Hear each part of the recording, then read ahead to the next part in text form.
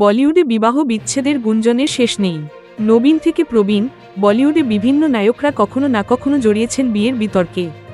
আর এই তালিকায় শুরুর দিকেই নাম থাকবে গোবিন্দার।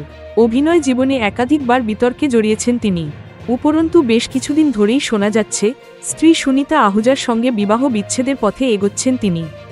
এতদিন বিষয়টি নিয়ে মুখে কুলু পাটলেও সম্প্রতি মুখ খুলতে দেখা যায় গোবিন্দা পত্নীকে। আর মুখ খুলেই নিন্দুকদের একহাত নিয়েছেন তিনি। বলিউডে বিয়ে ভাঙাগড়ার খেলা চলতেই থাকে।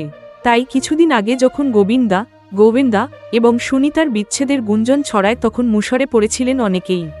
তবে সম্প্রতি গণেশ চতুর্থীতে বড় চমক দিলেন তারকা দম্পতি।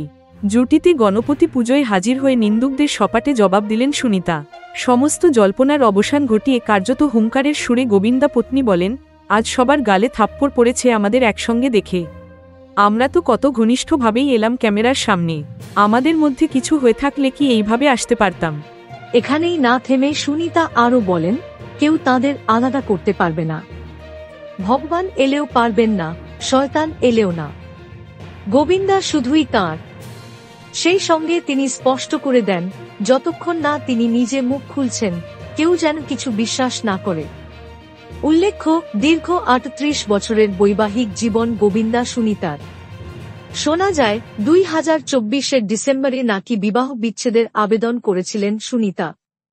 গোবিন্দার বিরুদ্ধে নাকি গার্হস্থ্য হিংসা এবং প্রতারণার অভিযোগ এনেছিলেন তিনি।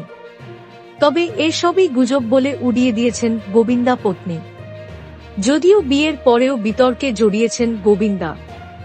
রানী মুখার্জির সঙ্গে নাম জড়ানোয় তাঁর সংসারেও প্রভাব পড়েছিল বলে শোনা যায়।